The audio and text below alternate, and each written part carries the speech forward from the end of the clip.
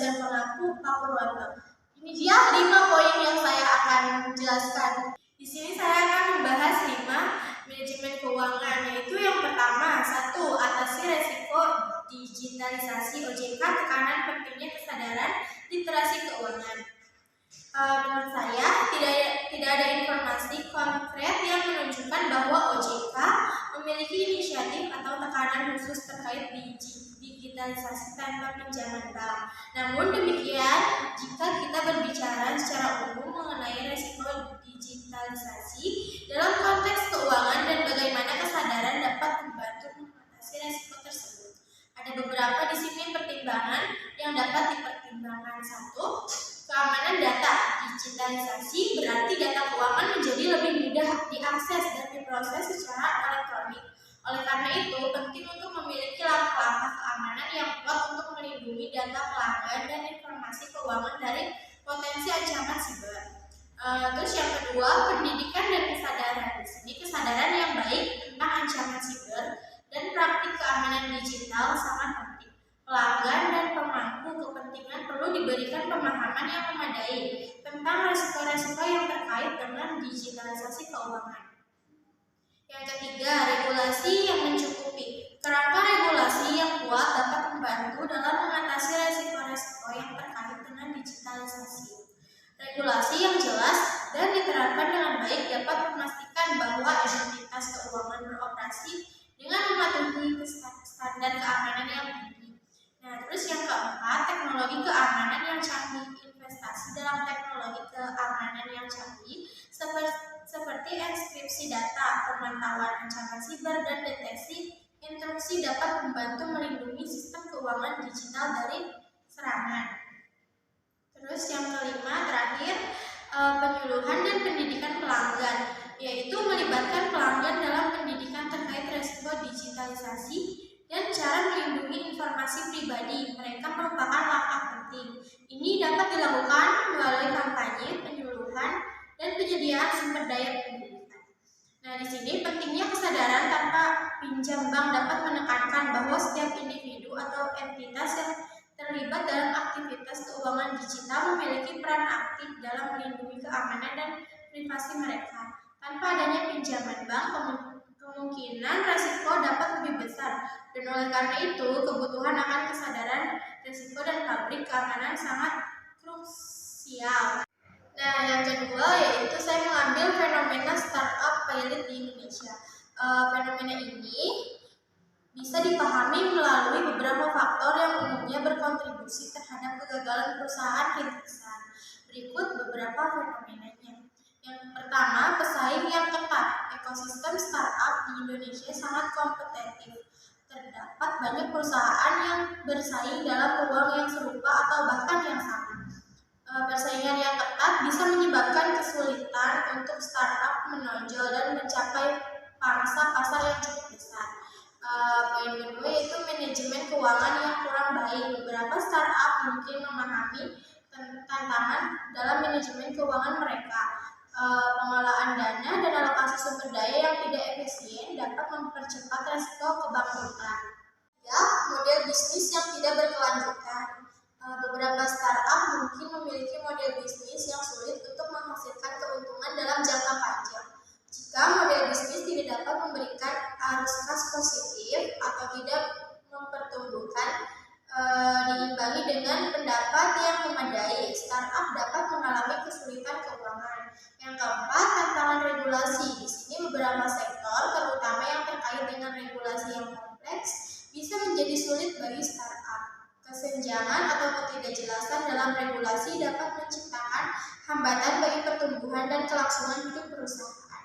Yang kelima, pendanaan yang terbatas atau sulit diperoleh. Banyak startup memerlukan investasi besar untuk mengembangkan produk pemasaran dan pertumbuhan. Kesulitan dalam mengamankan pendanaan tambahan atau kurangnya akses ke modal dapat menjadi hambatan serius. Yang keenam, ketidakcocokan dengan kebutuhan pasar. Di sini beberapa startup mungkin gagal karena tidak sepenuhnya memahami atau menyesuaikan diri dengan kebutuhan pasar. Produk atau layanan yang tidak memenuhi kebutuhan atau tidak sesuai dengan tren pasar dapat mengakibatkan kurangnya minat konsumen. Yang ketujuh, ketidakmampuan untuk menangani perubahan pasar. Pasar dapat berubah dengan cepat, terutama di era digital. Startup yang tidak dapat beradaptasi atau mengantisipasi perubahan pasar dengan cepat dapat menghadapi kesulitan. Yang kedelapan, ketergantungan pada pendanaan eksternal. Jika sebuah startup terlalu bergantungan pada pendapatan eksternal, terutama dari sumber yang tidak stabil, mereka dapat memahami risiko besar jika sumber pendanaan tersebut tiba-tiba terputus. Nah, di sini pentingnya untuk diingat bahwa kegagalan dalam dunia startup adalah bagian alami dari proses inovasi. Meskipun beberapa startup mungkin mengalami kesulitan, banyak yang berhasil mengambil pelajaran dari kegagalan mereka dan menggunakan pengalaman tersebut untuk mengembangkan ide atau bisnis selanjutnya. Nah, yang selanjutnya poin ketiga, di sini saya mengambil investasi emas, saham atau properti. Investasi dalam emas, saham, dan properti adalah opsi yang berbeda dengan risiko dan potensi keuntungan yang berbeda pula. Berikut adalah pendapat mengenai tiga jenis investasi tersebut. Yang pertama itu emas. Di sini saya akan menyebutkan kelebihan dan kekurangannya. Yaitu kelebihannya, yang pertama, emas sering dianggap sebagai lindungan nilai atau aset safe haven pada masa ketidakpastian ekonomi. Harga emas cenderung naik saat kondisi ekonomi tidak stabil. Yang kedua, emas dapat memberikan diversifikasi pada portofolio investasi karena harganya tidak selalu berkorelasi dengan pasar saham. Yang ketiga, mudah diperdagangkan dan liquid, memungkinkan investornya untuk dengan cepat membeli atau menjual. Di sini kekurangannya yaitu emas tidak menghasilkan pendapatan seperti dividen atau bunga dari investasi lainnya.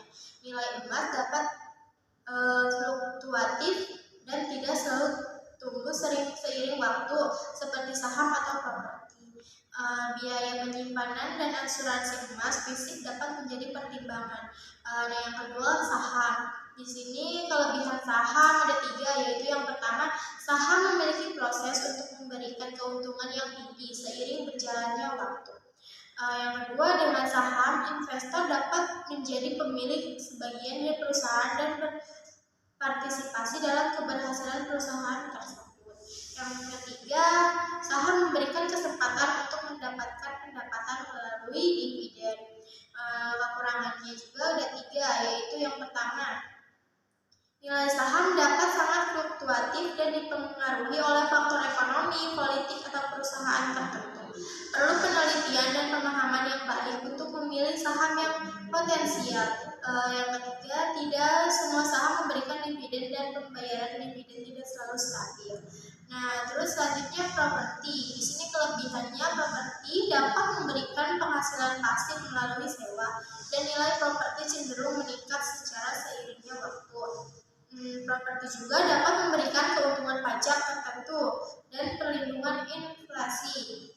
Kekurangannya di sini properti memerlukan manajemen yang aktif, terutama jika disewakan. Nilai properti dapat turun akibat perubahan pasar atau kondisi ekonomi. Terus investasi properti membutuhkan modal besar dan kurang liquid dibandingkan dengan saham atau emas. Penting untuk diingat bahwa setiap jenis investasi memiliki resiko dan keputusan investasi harus didasarkan pada tujuan keuangan, toleransi resiko, dan pengetahuan pribadi. Diversifikasi portofolio atau penyebaran investasi di berbagai kelas aset dapat membantu mengurangi resiko secara keseluruhan. Sebelum membuat keputusan investasi, konsultasikan dengan profesional keuangan untuk mendapatkan saran yang sesuai dengan situasi keuangan kita atau yang mau menanamkan saham lah gitu. Terus poin keempat, di sini saya mengambil rupiah melemah, bagaimana antisipasinya. Di sini rupiah yang melemah dapat menjadi masalah ekonomi yang serius bagi suatu negara. Depresiasi nilai mata uang bisa menyebabkan berbagai dampak seperti inflasi yang meningkat, biaya impor yang naik, dan tekanan terhadap utang luar negeri. Berikut adalah beberapa strategi antisipasi yang dapat diambil untuk mengatasi atau memitigasi dampak rupiah yang melemah. Yang pertama, kebijakan moneter. Kenaikan suku bunga, bank sentral dapat menaikkan investasi dalam mata uang tersebut lebih menarik bagi investor. Ini dapat membantu menarik modal dan mendukung nilai tukar mata uang. Terus investasi mata uang, bank sentral dapat melakukan investasi langsung di pasar valuta asing untuk menstabilkan atau menguatkan nilai mata uang. Terus yang poin kedua, kebijakan fiskal. Perbaikan neraca perdagangan mendorong peningkatan ekspor dan pengurangan impor dapat membantu mengurangi tekanan terhadap nilai tukar. Kebijakan ini dapat melibatkan intensif untuk produsen ekspor dan pembatasan impor tertentu. Kebijakan fiskal yang bersifat stabilisasi. Menjaga kebijakan fiskal yang stabil dapat membantu menghindari ketidakpastian dan meningkatkan kepercayaan investor. Terus yang ketiga, reformasi struktural, perbaikan fundamental ekonomi. Melakukan reformasi struktural yang mendalam seperti perbaikan regulasi bisnis, pemberantasan korupsi, dan peningkatan efisiensi sektor publik dapat meningkatkan kepercayaan investor dan memperkuat mata uang domestik. Yang keempat, diversifikasi ekonomi. Diversifikasi sumber pendapatan ekspor bergantung pada suatu atau dua sektor ekspor yang meningkatkan risiko ketika harga komoditas utama turun. Diversifikasi sumber pendapatan ekspor dapat membantu mengurangi risiko tersebut. Yang kelima, meningkatkan cadangan devisa. Akomodasi terhadap tekanan eksternal, mempertahankan cadangan devisa yang cukup penting untuk mengatasi tekanan eksternal dan memberikan stabilitas pada nilai tukar. Terus yang keenam, keterbukaan terhadap investasi asing. Menarik investasi asing memberikan insentif dan fasilitas untuk menarik investasi asing dapat membantu meningkatkan pasokan dolar dan mendukung nilai tukar. Yang ketujuh, edukasi dan komunikasi. Peningkatan komunikasi, yaitu bank sentral dan pemerintah dapat berkomunikasi secara efektif dengan pasar keuangan dan masyarakat untuk memberikan kejelasan mengenai kebijakan ekonomi dan langkah-langkah yang diambil untuk mengatasi pelemahan mata uang. Dalam konteks global ini, faktor-faktor eksternal seperti perubahan dalam kebijakan moneter global, ketidakpastian geopolitik, dan fluktuasi harga komoditas dapat mempengaruhi nilai tukar mata uang. Oleh karena itu, antisipasi dan respon yang cepat terhadap perubahan kondisi pasar dan ekonomi global itu sangat penting. Yang kelima yaitu pengajuan KPR ditolak karena utang pinjol. Pengajuan KPR, kredit pemilikan rumah, yang ditolak karena utang pinjol bisa menjadi hasil dari beberapa faktor yang mempengaruhi kelayakan kredit. Berikut adalah beberapa alasan yang mungkin mendasari penolakan pengajuan KPR. 1. Rasio utang terlalu tinggi. Bank atau lembaga keuangan biasanya mempertimbangkan rasio utang pembayaran Anda, yaitu perbandingan antara total utang bulanan dengan pendapatan bulanan. Jika Anda memiliki utang pinjol yang signifikan, rasio utang Anda bisa melebihi batas yang ditetapkan oleh lembaga keuangan. Yang kedua, reputasi kredit yang buruk. Sejarah kredit Anda termasuk riwayat pembayaran utang pinjol dapat mempengaruhi reputasi kredit Anda. Jika Anda memiliki catatan pembayaran yang buruk atau keterlambatan pembayaran pada utang pinjol, lembaga keuangan mungkin meragukan kelayakan Anda sebagai peminjam. Yang ketiga, risiko profil yang tinggi.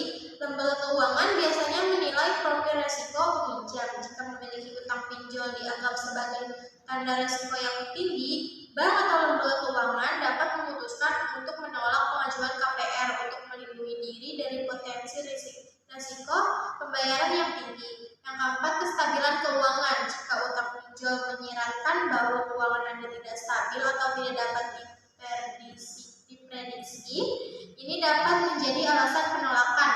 Lembaga keuangan ingin memastikan bahwa pemilik kemampuan pembayaran angsuran KPR secara konsisten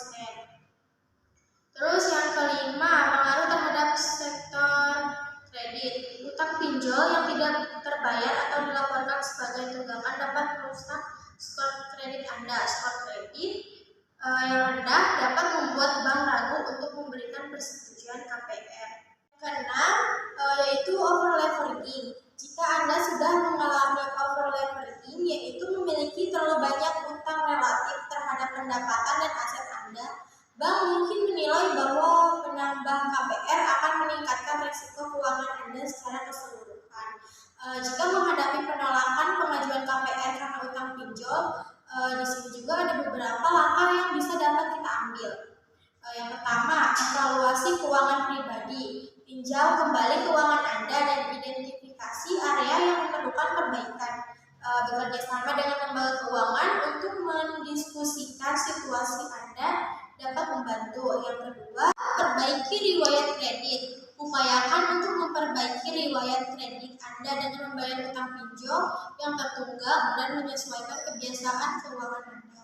Yang ketiga, konsultasikan dengan profesional keuangan. Bekerja sama dengan profesional keuangan atau konsultan KPR untuk mendapatkan saran tentang cara meningkatkan kelayakan kredit Anda. Yang terakhir, pertimbangkan alternatif. Pertimbangkan opsi alternatif atau mencari lembaga keuangan yang mungkin lebih fleksibel dalam menilai risiko dan memberikan persetujuan kredit. Di sini perlu diingat bahwa masing-masing lembaga keuangan memiliki kriteria dan kebijakan yang berbeda. Jadi penolakan dari suatu bank tidak selalu berarti penolakan dari semua lembaga keuangan. Demikian 5 poin yang dapat saya presentasikan untuk tugas ujian tengah